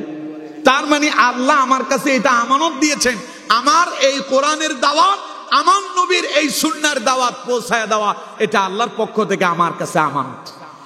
কথা বুঝতে পারছেন? এবার আসুন, দৈনিক আল্লাহ তাআলা আমাদের উপরে কয় ওয়াক্ত নামাজ ফরজ করছেন? সবাই বলেন কয় ওয়াক্ত? তাহলে এটা আল্লাহর পক্ষ থেকে আমাদের কাছে আমানত। আমরা কি আল্লাহর সে আমানতের যথাযথভাবে সংরক্ষণ করতেছি? কথা কয় না, সংরক্ষণ করতেছি? আজকের মাহফিলে যারা আছে এশারের নামাজ পড়ে নাই, এইরকম লোক তো আমার মাহফিলে নাই। কথা বলে না কেন? আছে না নাই? এশার পড়ে নাই, মাগরিব পড়ে নাই, আসর পড়ে নাই, জোহর পড়ে নাই, ফজর পড়ে নাই, এইরকম অসংখ্য শ্রোতা আজকের মাহফিলে থাকতে পারে। তাহলে এবার বলেন, আল্লাহর দেওয়া এই 5 ওয়াক্ত নামাজ আল্লাহ যে আপনার কাছে আমানত দিয়েছেন, আপনি কি আল্লাহর আমানতের সংরক্ষণ করেছেন? কথা কয় না, করেছেন? এরপরে আসে আল্লাহর দেওয়া সবচেয়ে বড় আমানতের নাম হলো কোরআন। আল্লাহর দেওয়া সবচেয়ে বড় আমানতের নাম কি? সবাই বলেন কি? এটা আল্লাহ কোরআনেই বলেছে। আল্লাহ রাব্বুল আলামিন বলছেন, ইন্না عرضنا الأمانة على السماوات والأرض والجبال فأبين أن يحملنها وأشفقن منها وحملها الإنسان إنه كان ظلوما جهولا। কার কথা? সবাই বলে না কেন? কার কথা? আপনাদের কি খারাপ লাগতেছে? দোয়া করে দেব? দোয়া করতে পারলে আমি তাড়াতাড়ি বাঁচতে পারি, আপনারা বললে আমি দোয়া করে দেব। দোয়া করে দেব নাকি? তাহলে কথা বলেন আমার সঙ্গে। কথাটা কার? চিল্লায় বলেন কার? আল্লাহ পাক বলছে ইন্না আরাদনাল আমানা, আমি আমার এই কোরআনকে আমানত রাখতে চেয়েছিলাম আলাস সামাওয়াতি ওয়াল আরদ, আসমান এবং জমিনের কাছে, ওয়াল জিবাল, এবং পাহাড়ের কাছে। কিন্তু আসমান এবং জমিন এবং পাহাড় এই তিনটা একসাথে জবাব দিল ফাআবাইনা আন ইয়াহমিলনাহা ওয়া আশফাকনা মিনহা ওয়া হামালাহাল ইনসান। আল্লাহ রাব্বুল আলামিন বলেন, কোরআনকে আমি আসমানের কাছে আমানত রাখতে চেয়েছিলাম। আসমান বলল, আল্লাহ এই দামি কোরআন আমি রাখতে পারবো না, না জানি কোরআনের সঙ্গে আমার কোনো বেয়াদবি হয়ে যায় নাকি। নিজেকে অপ্রস্তুত মনে করল। এবার আল্লাহ জমিনকে বললেন, জমিন রে, আমি তোর কাছে আমার এই কোরআন আমানত রাখতে চাই। জমিন বলল, আল্লাহ আমি নিজেকে অপ্রস্তুত মনে করতেছি, তোমার এই কোরআন আমি রাখতে পারবো নাকি, না জানি আমার সঙ্গে কোরআনের সঙ্গে আমার কোনো বেয়াদবি হয়ে যায় নাকি। আল্লাহ এরকম দামি কিতাব, মূল্যবান কিতাব আমানত রাখতে আমার বড়ই ভয় লাগে, আমি আমানত রাখতে সক্ষম নয়। তার মানে নিজেরা নিজেদেরকে ছোট মনে করলো। আল্লাহ রাব্বুল আলামিন বলছেন ওয়াল জিবাল, এবার আমি পাহাড়কে ডেকে বললাম, পাহাড়ে এই কোরআনটা আমি তোর কাছে আমানত রাখতে চাই। পাহাড়ও একই জবাব দিল, আল্লাহ এই কোরআন আমানত রাখার মতো ক্ষমতা আমার নাই, আমার ভয় লাগে। কোরআন যদি আমার কাছে দাও, এই দামি কিতাবের সঙ্গে না জানি আমার কোনো বেয়াদবি হয়ে যায় নাকি। আল্লাহ রাব্বুল আলামিন বলেন ফাআবাইনা আন ইয়াহমিলনাহা, তারা সকলেই নিজেদের অপারগতা জানায় দিল। আল্লাহ রাব্বুল আলামিন বলেন, এবার আমি মানুষদেরকে ডেকে বললাম, ও মানব জাতি, আমি তোমাদের কাছে আমার এই কোরআন আমানত রাখতে চাই। আল্লাহ রাব্বুল আলামিন বলেন فأبين أن يحملنها وأشفقن منها وحملها الإنسان। মানুষ খুশি মনে আমার এই কোরআনকে নিজেদের কাঁধের উপরে আমানত হিসাবে নিজেরা গ্রহণ করে নিল। অথচ আল্লাহ রাব্বুল আলামিন বলছেন মানুষ হলো فأبين أن يحملنها وأشفقن منها وحملها الإنسان إنه كان ظلوما جهولا। মানুষ হলো অতিশয় জালেম এবং অতিশয় মূর্খ, অজ্ঞ। ওরা কোরআনের মর্ম বুঝতে পারেনি, এজন্য কোরআনের মর্ম মানুষ বুঝে নাই বলে কোরআনকে কাঁধে নিয়েছে বিদায়। আল্লাহ তাআলা বললেন, কোরআন তোদেরকে দিলাম ঠিক, হেফাজতের দায়িত্ব আমার কাছে রেখে দিয়েছে। সুবহানাল্লাহ কয় না কেন? আল্লাহ রাব্বুল আলামিন বলছেন ইন্না নাহনু নাযালনা যিকরা ওয়া ইন্না লাহু লাহাফিযিন। চিল্লায় কোন আল্লাহু আকবার। আল্লাহ কয় কোরআন তোদেরকে দিয়েছে ঠিক, তবে তোরা তো নিলি, এটা তো কত দামি কিতাব তো বুঝতে পারিস নাই, এই জন্য কোরআন তার সংরক্ষণের দায়িত্ব আমি আল্লাহ আমার কাছে রেখে দিয়েছি। সুবহানাল্লাহ। এই জন্য গোটা পৃথিবী জুড়ে কোরআনকে মুছে দেওয়ার জন্য, নিভিয়ে দেওয়ার জন্য কত ষড়যন্ত্র আর চক্রান্ত চলছে। কেউ কোরআনকে আগুনে ফেলে দিচ্ছে, কেউ কোরআনকে নিঃশেষ করা দেওয়ার জন্য সমুদ্রে ফেলে দিচ্ছে, কোরআনকে আবার কেউ বা বাথরুমের টয়লেটের ভেতরে নিক্ষেপ করতেছে কোরআনকে মুছে দেওয়ার জন্য। তারা এত কিছু করার পরেও কোরআন মুছে দিতে পেরেছে? কথা বলেন, পেরেছে? আমাদের দেশে এই 16 বছর জালেমেরা কোরআনকে মুছে দেওয়ার জন্য আলেমদেরকে ধরে ধরে জেলখানায় বন্দী করছিল, কিন্তু তারাও কি পেরেছে? কথা বলে না কেন? পারছে? সুতরাং এ কোরআন কে নাজিল করছেন? এটা সংরক্ষণের দায়িত্ব কার? এটা আমার দেশের মুসলমানরা বুঝে না, কিন্তু একজন হিন্দু মানুষ এই দেশের শিল্পী নকুল কুমার ও বুঝতে পারছে। নকুল এই কোরআন নিয়ে গানও লিখছে। নকুল বলছে, যদি আগুনে লেগে ধ্বংস হয়ে যায়, যায় ধ্বংস হয়ে যায়,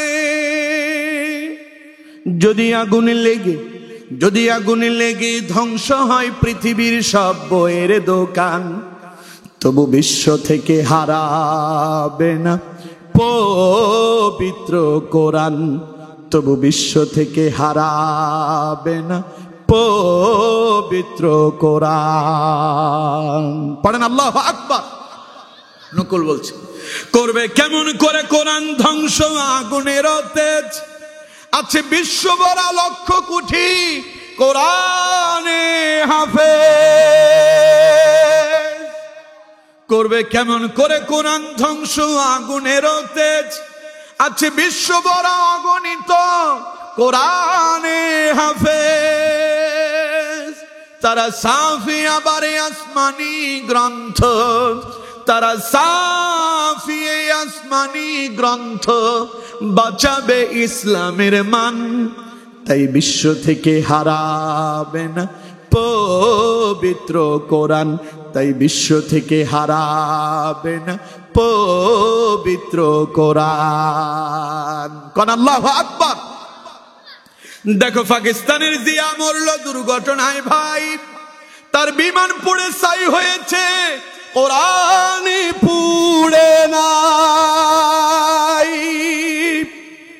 কুতুবদিয়াতে বিভিন্ন ঘর বাড়িতে আগুন লাগে, ঘরের আলমারির উপরে একখান কোরআন ছিল, সব পুড়ে ছাই হয়েছে, কোরআন পুড়ে নাই। এমন ইতিহাস মনে হয় কুতুবদিয়ার মানুষজন জানে না। কে হেফাজত করলেন? জোরে বলেন কে? তৎকালীন সময়ের পাকিস্তানের প্রেসিডেন্ট মরহুম জিয়াউল হক বিমান দুর্ঘটনায় মারা যায়। গোটা বিমানে আগুন ধরে যায়, বিমানের সব যাত্রী জ্বলে পুড়ে ছাই। প্রেসিডেন্ট মরহুম জিয়াউল হক তিনিও পুড়ে ছাই হয়ে গেছেন।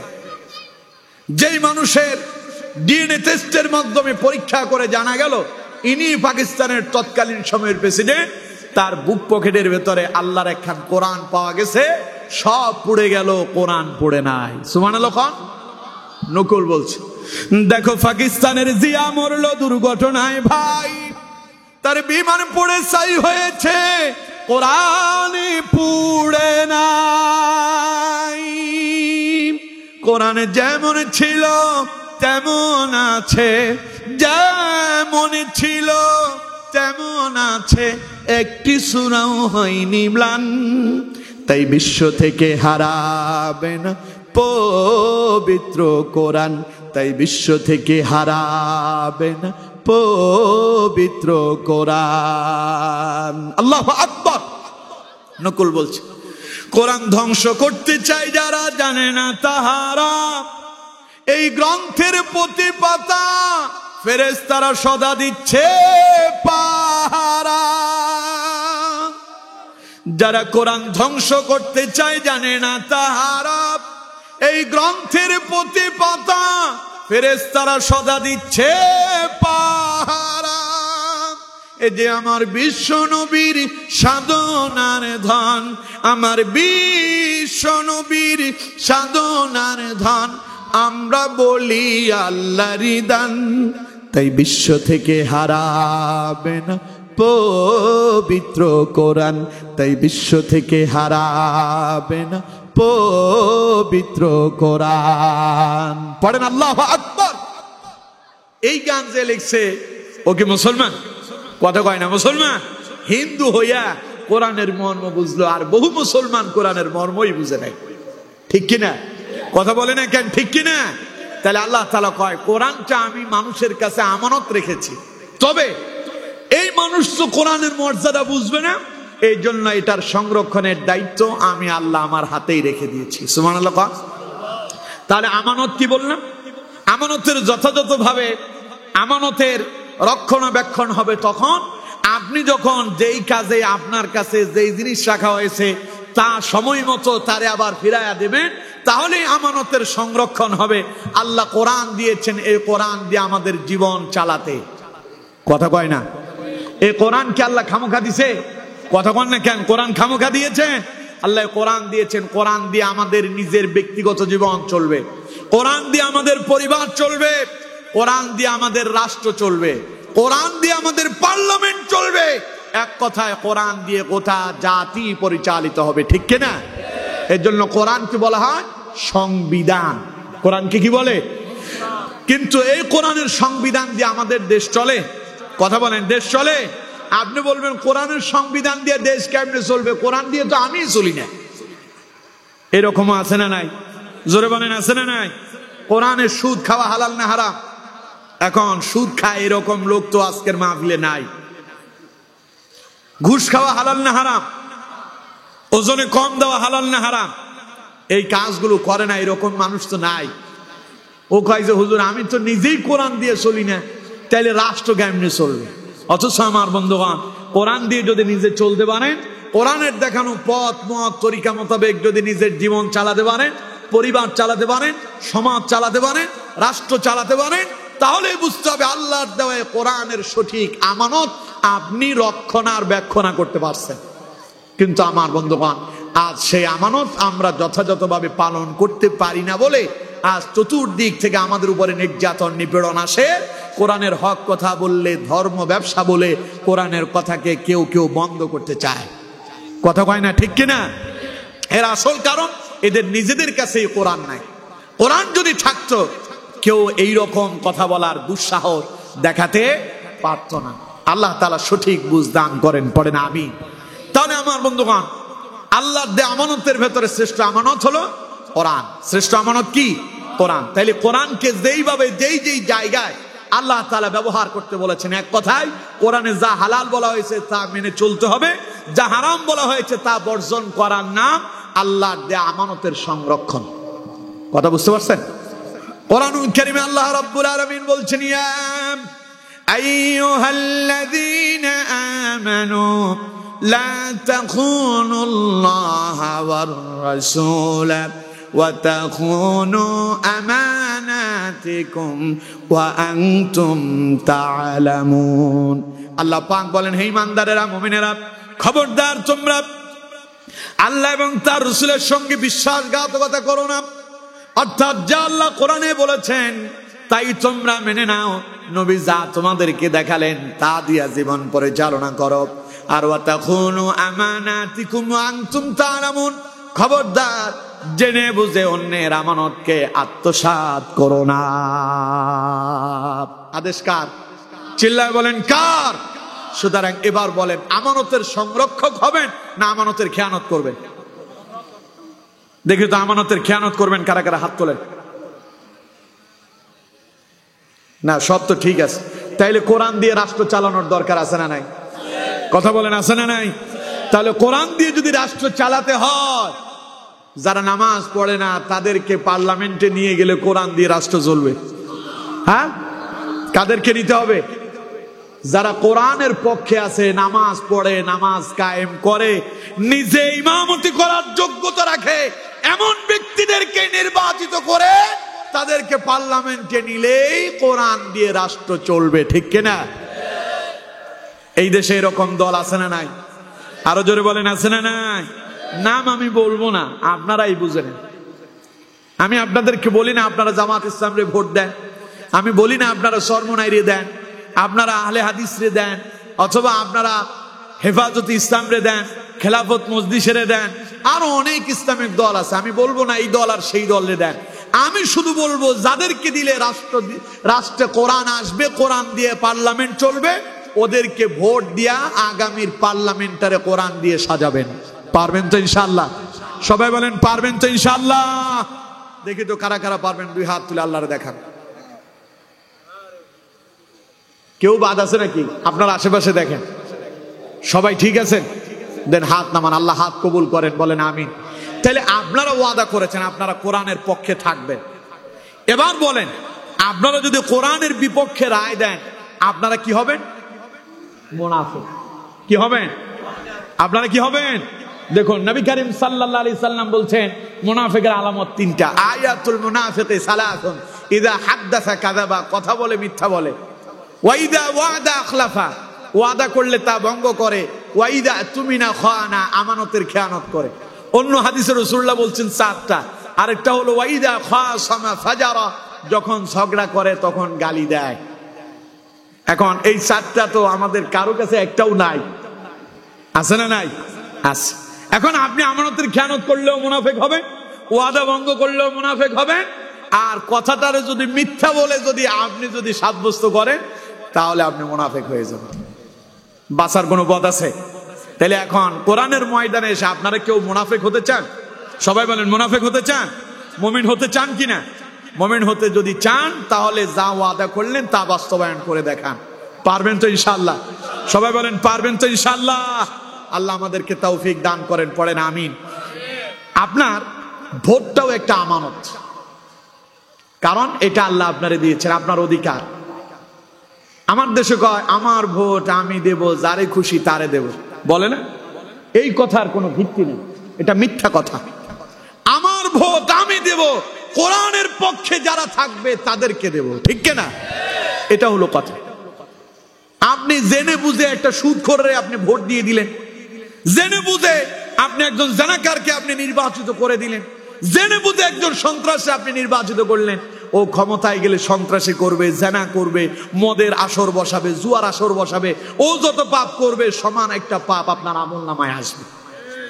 তাইলে আপনি আমানতটারে যথাযথ জায়গায় কাজে লাগান না, কিয়ামতের দিন আল্লাহর কাছে জবাবদিহি করতে হবে, তুই কেন তারে ভোট দিয়ে সন্ত্রাস বানালি? এই জন্য আপনার এই আমানতটাকে যথাযথ জায়গায় আপনাকে দিতে হবে। নবী করিম সাল্লাল্লাহু আলাইহি সাল্লাম বলছেন, লা ঈমানা লিমান লা আমানাতা লাহু ওয়ালা দীনা লিমান লা আহদা লাহু। যার কাছে আমানতের সংরক্ষণ নাই, নবীজি বলেন ওর কাছে ঈমানই নাই। কথা বুঝতেছেন? তাহলে আপনার কাছে একখান আমানত আছে, আর যা পারেন আর না পারেন রায় তো একটা দিতে পারবেন, পারবেন না? কথা কয় না, পারবেন না? আপনার ওই আমানতটা আল্লাহর দেওয়া জায়গায়, যেখানে দিলে আল্লাহর কোরআনের বিজয় হবে সেখানে দেন, পারবেন তো ইনশাআল্লাহ? আল্লাহ আমাদেরকে তৌফিক দেন, বলেন আমিন। আরো জোরে পড়েন আমিন। তাহলে আল্লাহ তাআলা এই আয়াতের ভিতরে প্রথম মেসেজ দিয়েছেন, ইন্নাল্লাহা ইয়া'মুরুকুম আন তুআদ্দুল আমানাতি ইলা আহলিহা। আল্লাহর আদেশ হচ্ছে যার আমানত তারে ফিরায়া দাও, গচ্ছিত সম্পদ মালিকের ফিরায়া দাও। 2 নম্বরে আল্লাহ রাব্বুল আলামিন বলছেন, ওয়া ইযা হাকামতুম বাইনান নাসি আন তাহকুমু বিল আদল। মানুষের মাঝে যখন বিচার ফায়সালা করবা, ন্যায় সঙ্গতভাবে ইনসাফ ভিত্তিক বিচার ফায়সালা করো। আমার বন্ধুগণ, আমার দেশে ইনসাফ ভিত্তিক ন্যায় ভিত্তিক বিচার আছে নাকি? কথা কয় না, আছে? দেখেন না, সন্ত্রাস রাস্তায় ঘুরে বেড়ালো আর আলেমরা জেলখানায় বন্দী থাকলো। তাইলে ন্যায় বিচার যদি থাকতো, আলেমেরা জেলখানায় থাকতো? কথা বলেন না কেন থাকতো? আরেকজন তো একেবারে 5 আগস্টের পূর্বে টেলিভিশনের সামনে বসে কয়, সাইদিরে আমির মৃত্যুদণ্ডে আদেশ শুনাইছিলাম। নাম কি তার? শামসুদ্দিন চৌধুরী মানিক। সব নাকি রাজাকার। একজন উপস্থাপিকারে নাজেহাল বানায় দিল। সাইদিরে আমি মৃত্যুদণ্ড আদেশ শুনাইছি, আল্লাহকে অপেক্ষা কর। শুনাইছিস, খুব বড় গলায় কইলি, এবার একটু অপেক্ষা কর, পরেরটা আমি দেখাবো। কি করলেন আল্লাহ? 10 তলা থেকে নামায়া বর্ডারের কাছে নিয়ে কলা পাতা বিছায়া সেখানে তারে মাটিতে যিনি শোয়া দিলেন তিনি কে? আরো জোরে বলেন কে? এই জন্য যারা ন্যায় বিচার করে না, আল্লাহ কয় ওদের বিচার আমি করি, ঠিক কিনা? জোরে বলেন ঠিক কিনা? তারে যখন বিজিবি ধরছিল, গলাতে একখান গামছা ছিল, এমন ভাবে ধরছে টান দিয়া, মনে হয় যে গরুর রশি টানতেছে, ঠিক কিনা? ওরে জিজ্ঞাসা করে, আপনি কে, পরিচয় কি? কয় যে আমি সাবেক বিচারপতি শামসুদ্দিন চৌধুরী মানিক। বিজিবি কয় তুই নি মানিক কে? ঠিক কিনা? কথা কি আমার? দেখেন না আপনারা ভিডিওতে, তুই নি মানিক কে? অথচ তার 4 দিন আগেও তার খুব পাওয়ার ছিল। 4 দিন পরে তারে যিনি আসামি বানায়া জেলখানায় ঢুকায়া দিলেন তিনি কে? তিনি কে? সুতরাং মনে রাখতে হবে, আলাইসাল্লাহু বিআহকামিল হাকিমিন। বিচারকের উপর একজন বিচারক আছেন, তিনি কে? এজন্য সমাজের যারা বিচারক আছেন, সমাজে মাঝে মধ্যে অপরাধ হলে আমার দেশের মাতব্বরেরা বিচার করেন। এই বিচার করতে গিয়া 2-4 টাকা যদি কোনোভাবে টেবিলের নিচ দিয়ে পায়, সিস্টেম মতো কাম কইরা পরের দিন রায় ভিন্ন দিকে হয়ে যায়, ঠিক কিনা? অপরাধী নির্দোষ হয়ে যায় আর নিরপরাধী দোষী হয়ে যায়। এরকম ঘটনা তো আপনাদের কুতুবদিয়ায় হয় না? 16 বছর তো কম হয় নাই, হয় নাই? আমার বন্ধুগণ, আল্লাহ পাক বলছেন, ওয়ামাল্লাম ইয়াহকুম বিমা আনজালাল্লাহু ফাউলাইকা হুমুল ফাসিকুন। যারা ন্যায়সঙ্গতভাবে বিচার কাজ ফায়সালা করে না, কোরআন দিয়ে যারা বিচার করে না, আল্লাহ পাক বলেন এরা হলো পাপাচারী, এরা হলো অপদার্থ। অন্য জায়গায় আল্লাহ পাক বললেন, ওয়ামাল্লাম ইয়াহকুম বিমা আনজালাল্লাহু ফাউলাইকা হুমুয যালিমুন। যারা মানুষের মাঝে ন্যায় সঙ্গত বিচার করে না, কোরআন দিয়ে বিচার ফয়সালা করে না, আল্লাহ পাক বলেন এরা এক একটা খালি মানুষ না, এরা প্রত্যেকটা হলো জালেম। এরা কি? আরো জোরে বলেন কি? পরে আরেকটা বলেছেন আরো মারাত্মক ভাষা। আল্লাহ তাআলা বলছেন ওয়ামান লাম ইয়াহকুম বিমা আনজালাল্লাহু ফাউলাইকা হুমুল কাফিরুন। যে ব্যক্তি কোরআন দিয়ে বিচার করে না, ন্যায় সঙ্গত বিচার করে না, ও যদি নামাজও পড়ে, ও যদি কোরআনও পড়ে, ও যদি হজও করে, ও যদি মুখে দাড়িও রাখে, মাথায় টুপিও দেয়, আল্লাহ পাক বলেন ওটা মুসলমান নয়, ওটা হলো কাফের। ঘোষণা কার? জোরে বলেন ঘোষণা কার? এর জন্য সমাজপতি যারা আছেন ওনাদেরকে বলবো, যখন আদল করবেন, বিচার কাজ ফয়সালা করবেন, মীমাংসা করবেন, আল্লাহরে ভয় করে ন্যায় সঙ্গত বিচার করেন। কারণ নবী করিম সাল্লাল্লাহু আলাইহি সাল্লাম বলছেন বিচারক হলো তিন প্রকারের। বিচারক কয় প্রকারের? তিন প্রকারের। নবীজি বলছেন দুই প্রকারের বিচারক যাবে জাহান্নামে, এক প্রকার বিচারক যাবে জান্নাতে। আল্লাহ নবী বলছেন ক্বালাল কুদাতু সালাসা ইসনানি ফিন্নার ওয়া ওয়াহিদুন ফিল জান্নাহ। নবী করিম সাল্লাল্লাহু আলাইহি সাল্লাম বলেন বিচারক হলো তিন প্রকারের, তার ভিতরে দুই প্রকারের বিচারক হলো জাহান্নামী, ওয়া ওয়াহিদুন ফিল জান্নাহ, আর এক প্রকারের বিচারক হলো জান্নাতি। সমাজে যারা বিচার কাজ ফয়সালা করেন, আপনি যদি জান্নাতি বিচারক হতে চান তাহলে জেনে নেন জান্নাতি বিচারক কারা হবেন। নবী করিম সাল্লাল্লাহু আলাইহি সাল্লাম বলছেন রাজুলুন আলিমাল হাক্কা ফাকাদা বিহি ফাহুয়া ফিল জান্নাহ। যেই বিচারক বাদী এবং বিবাদী দুইজনের কথাই শোনে, শোনার পরে সত্য মিথ্যা উপলব্ধি করতে পারে, বুঝতে পারে, এরপরে সঠিকভাবে কোরআন দিয়া ন্যায় সঙ্গত ভাবে বিচার করে দেয়, নবীজি বলেন ফাহুয়া ফিল জান্নাহ, ওই বিচারক হলো জান্নাতি বিচারক। সুবহানাল্লাহ। বাড়ি যায় কই রাগ করছেন তো সুবহানাল্লাহ কইলেন না কেন? যেই বিচারক ন্যায় সঙ্গত বিচার করবে, বাদী এবং বিবাদী দুইজনের কথাই শুনবে, শোনার পরে সত্য এবং মিথ্যা উপলব্ধি করতে পারবে, বুঝে শুনে বা সঠিকভাবে রায় দেবে, রাসূলুল্লাহ বলেছেন ফাহুয়া ফিল জান্নাহ, ওই বিচারক হলো জান্নাতি বিচারক। সুবহানাল্লাহ। এবার আরো আছে দুই প্রকারের বিচারক, ওরা জাহান্নাম। ওরা কারা? আল্লাহ নবী বলছেন ওয়ারাজুলুন কাযা লিন-নাসি আলা জাহলিন ফাহুয়া ফিন-নার, ওই বিচারক হলো জাহান্নামী বিচারক। যেই বিচারক মূর্খ, বাদী এবং বিবাদীর কথা শুনে সত্য মিথ্যা উপলব্ধি করতেই পারে না, না বুঝে একদিকে রায় দিয়ে দেয়, নবীজি বলেন ওই মিথ্যা বিচারক, ওই মূর্খ বিচারক হলো জাহান্নামী বিচারক। সুতরাং আমার বন্ধুগণ, বাদী এবং বিবাদীর কথা শুনতেই হবে, বুঝে শুনে তারপরে রায় দিতে হবে, ঠিক কিনা? রায় দিবে কারা? আমাদের দেশের মাতব্বর যারা, এলাকার হানসাদ সর্দার বলে আর কি, পঞ্চায়েত যারা সর্দার মাতব্বর যারা, অধিকাংশই অশিক্ষিত, ঠিক কিনা? তো ও বুঝবে কি? ওরে বানালো, ও রায় দিবে, ও বিচার করবে। অথচ রায় যিনি দিতে হবেন তার কাছে কোরআন এবং হাদিসের জ্ঞানও থাকা লাগবে। খালি বিচার করলে হবে না, কোরআন হাদিসের জ্ঞান না থাকলে ওই বিচারক সঠিক বিচার করতেই পারবে না, ঠিক কিনা? এই জন্য মূর্খ বিচারক আমাদের দেশে বেশি। মূর্খ বিচারকরা কোথায় যাবে? কথা বলে না, কোথায় যাবে? জাহান্নামে যাবে। বাদী বিবাদীর কথা শুনে বুঝে না, ফাউল একটা রায় দিয়ে দেয়, এরা হলো জাহান্নামী বিচারক।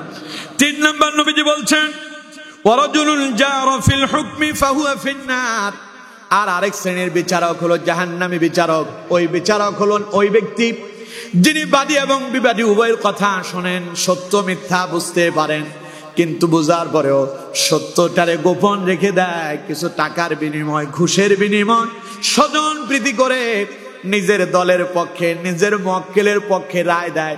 অন্যায় রায় যিনি দেন, আল্লাহ রাব্বুল আলামিনের প্রিয় নবী জানায় দিলেন ওই বিচারক হলো জাহান্নামী বিচারক। এখন এলাকার যারা পঞ্চায়েত আছেন, মাতব্বর আছেন, সালিশদার যারা আছেন, বুঝে শুনে বিচার করেন, না হলে কিয়ামতের ময়দানে আল্লাহর আদালতে পাকড়াও হবেন, ঠিক কিনা? কথা বলেন ঠিক কিনা? তাহলে সুতরাং আমার বন্ধুগণ, আল্লাহ তাআলা এই আয়াতে দুইটা মেসেজ দিয়েছেন। এক নাম্বার, আন তুআদ্দুল আমানাতি ইলা আহলিহা, আমানতের সংরক্ষণ করতে হবে, গচ্ছিত সম্পদ তার মালিককে ফিরিয়ে দিতে হবে। দুই নাম্বার, ওয়া ইযা হাকামতুম বাইনান নাসি আন তাহকুমু বিল আদল, এবং ন্যায়সঙ্গতভাবে বিচার কাজ ফয়সালা করতে হবে। এই আদেশ কার? আরো জোরে বলতে হবে কার? আল্লাহ তাআলা বলছেন, ইন্নাল্লাহা নি'মা ইয়া'iদুকুম বিহি, আমার বান্দা আমি তোমাদেরকে উত্তম উপদেশ দিচ্ছি, যদি মেনে নাও কল্যাণ হবে, আর যদি না মানো, ইন্নাল্লাহা কানা সামিআন বাসীরা, জেনে রাখো আমি আল্লাহ সব দেখি, আমি আল্লাহ সব শুনি। সুতরাং আল্লাহর চোখে ফাঁকি দেওয়া যাবে কি? কথা বলেন না কেন? ফাঁকি দেওয়া যাবে? সুতরাং আল্লাহর চোখে ফাঁকি দিতে পারবেন না, এই জন্য আমানতের খেয়ানত করবেন না, এবং ন্যায়সঙ্গতভাবে বিচার কাজ ফয়সালা করবেন, অন্যায়ভাবে বিচার করবেন না। এই দুইটা কাজ আমরা সকলে করতে পারবো তো ইনশাআল্লাহ? অনেকে বলবেন, হুজুর আমি তো বিচারক না। আপনার ঘরে আপনার ছেলে আছে, মেয়ে আছে, আপনার স্ত্রী আছে, আপনার মা আছে, আপনার ভাই বোন আছে, আপনি পরিবারের কর্তা, তার মানে আপনি বিচারক। মাঝে মধ্যে দেখবেন বাপ তার সব সন্তানের প্রতি সমান অধিকার বজায় রাখেন। ছোট ছেলেটারে বেশি ভালোবাসে বলে গোপনে গোপনে মরার আগে তার নামে কিছু জায়গা সম্পদ লিখে দিয়ে যায়, তার মানে উনি সঠিক বিচার করলেন না। তাহলে বাপ আল্লাহর দরবারে আসামির কাঠ গড়ায় দাঁড়াবে। আপনার এই কাজ করার কোনো দরকার নাই। কোনো দরকার আছে? ঘরের ভেতরে ভাই তার বোনের অধিকার সঠিকভাবে আদায় করে না। যেমন সম্পদ আছে বাপের, বোনকে দেয় না। বোন রে কয়, বোন তোর জন্য আল্লাহর কাছে দোয়া করতেছি, আল্লাহ তোরে দেবেনি। এরকম আছে না? কথা বল না কেন? আছে না? এখন বোন যদি কয়, ভাই তোমার তো শুদ্ধ আমারে দাও, আমি প্রতিদিন 5 ওয়াক্ত নামাজ পড়ে তাহাজ্জুদ পড়ে তোমার জন্য দোয়া করব, সেটা মানবেন? কথা কয় না, সেটা মানবেন? তাহলে আপনি তো বিচারটা সঠিকভাবে করেন নাই। তাহলে প্রত্যেক ব্যক্তির জায়গা থেকে দায়িত্বশীল, প্রত্যেক ব্যক্তির জায়গা থেকে একজন বিচারক। আপনাকে আপনার অবস্থার আলোকে আপনি যে দায়িত্ব পালন করছেন সেই সম্পর্কে কিয়ামতের দিন যিনি আপনাকে জিজ্ঞাসা করবেন, তিনি কে? আরো জোরে বলেন, তিনি কে? এই জন্য আপনিও বাঁচার কোনো সুযোগ নাই। এজন্য আমাদেরকে দুইটা কাজ সকলকেই সঠিকভাবে পালন করতে হবে। এক নাম্বার আমানত, বিশেষ করে আল্লাহর দেয়া আমানত, আমাদের অঙ্গ প্রত্যঙ্গ, এগুলো কে দিয়েছেন? জোরে বলেন কে? এই হাত কে দিলেন? পা কে দিলেন? চোখ কে দিলেন? পা দিয়ে হেঁটে হেঁটে জেনার কাজ করার জন্য দিয়েছেন? হাত দিয়ে জুয়া খেলতে দিয়েছেন? চোখ দিয়ে জেনা বেবিচারের মতো ওই যে নিকৃষ্ট সিনেমা দেখার জন্য দিয়েছেন? সুতরাং এগুলো আল্লাহর দেয়া আমানত। এগুলোর যদি যথাযথ জায়গা লাগাতে না পারেন, কিয়ামতের ময়দানে প্রত্যেকটা নিয়ামতের আপনাকে আল্লাহর দরবারে জবাবদিহি করতে হবে। সুতরাং আমার বন্ধুগণ, আসুন প্রত্যেকটা আল্লাহর দেয়া নিয়ামতের সংরক্ষণ করব, সঠিকভাবে বিচার কাজ ফয়সালা করব। আল্লাহ তাআলা আমাদের প্রত্যেককে আমলগুলো করার তৌফিক দান করেন, পড়েন আমিন।